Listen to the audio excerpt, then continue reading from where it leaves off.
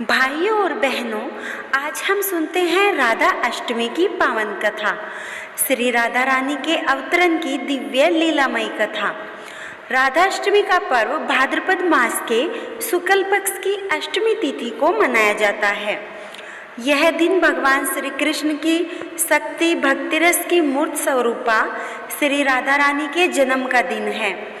राधा का नाम मात्र ही हृदय में भक्ति, प्रेम और माधुर्य का संचार कर देता है।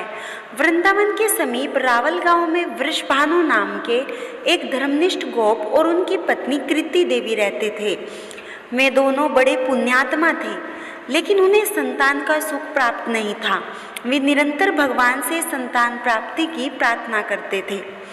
इधर गोकुल धाम में जब भगवान श्री कृष्ण ने अवतार लेने का संकल्प लिया तो उनकी हदनी शक्ति राधा जी भी इस पृथ्वी पर अवतरित होने हेतु तैयार हुई। कहते हैं एक दिन वृषभानु जी ने यमुना तट पर एक कमल के फूल पर अलौकिक तेज से युक्त एक दिव्य शिशु को देखा। जब उन्होंने उस कन्या को उठाया तो उनके हृदय में अद्भुत आनंद और प्रेम का संचार हुआ। उन्होंने इस बालिका को घर लाकर अपनी पत्नी कृति देवी को सौंप दिया। यही दिव्य कन्या श्री राधा रानी थी। राधा रानी के जन्म के समय उनकी आंखें बंद थी। बाल्यावस्था में भी वे प्रकट रूप से नहीं बोलती थी और अधिकतर समय मौन रहती थी। एक बार जब नंद बाबा और यशोदा मैया अपनी गोदी में छोटे कृष्ण को लेकर वृषभानु जी के घर पर आए, तब राधा और कृष्ण का पहला मिलन हुआ। कहते हैं जैसे ही श्री कृष्ण राधा के समीप आए, राधा ने अपनी आंखें खोली और पहली बार मुस्कुराई। यह देखकर सब आश्चर्यचकित रह गए। तभी सबको आभास हो गया कि राधा और कृष्ण का संबंध साधारण नहीं बल्कि अनादि और दिव्य है। राधा का कृष्ण से अनन्य प्रेम था। राधा रानी बचपन से ही कृष्ण के प्रति अपार प्रेम रखती थी। जब जब कृष्ण बांसुरी बजाते, राधा मंत्रमुग्ध हो उठती। उनकी आत्मा का प्रत्येक अंश केवल कृष्ण में रम गया था। कृष्ण की लीलाओं में राधा की उपस्थिति ही उसे पूर्ण बनाती थी। गोपियों के बीच भी राधा का स्थान सर्वोच्च था, इसलिए उन्हें गोपियों की स्वामिनी कहा गया है।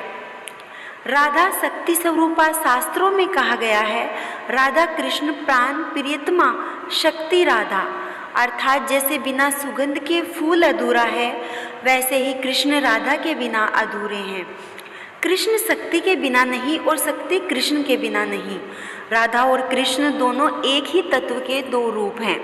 राधाष्टमी के दिन भक्त उपवास रखते हैं, राधा कृष्ण की पूजा करते हैं और वृंदावन बरसाना में विशेष उत्सव होता है। बरसाना की राधा रानी के मंदिर में हजारों श्रद्धालु एकत्र होकर राधे राधे की गूंज से वातावरण को प्रेम रस से भर देते हैं। कहते हैं जो भक्त राधाष्टमी के दिन राधा कृष्ण का स्मरण करता है, उसकी भक्ति में गहराई आती है और जीवन के समस्त दुख मिट जाते हैं।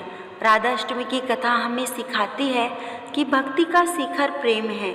जब तक प्रेम शुद्ध और निस्वार्थ न हो, तब तक भक्ति पूर्ण नहीं होती। राधा जी का कृष्ण के प्रति प्रेम ही वह आदर्श है जिसे हर भक्त अपने जीवन में अपनाना चाहता है।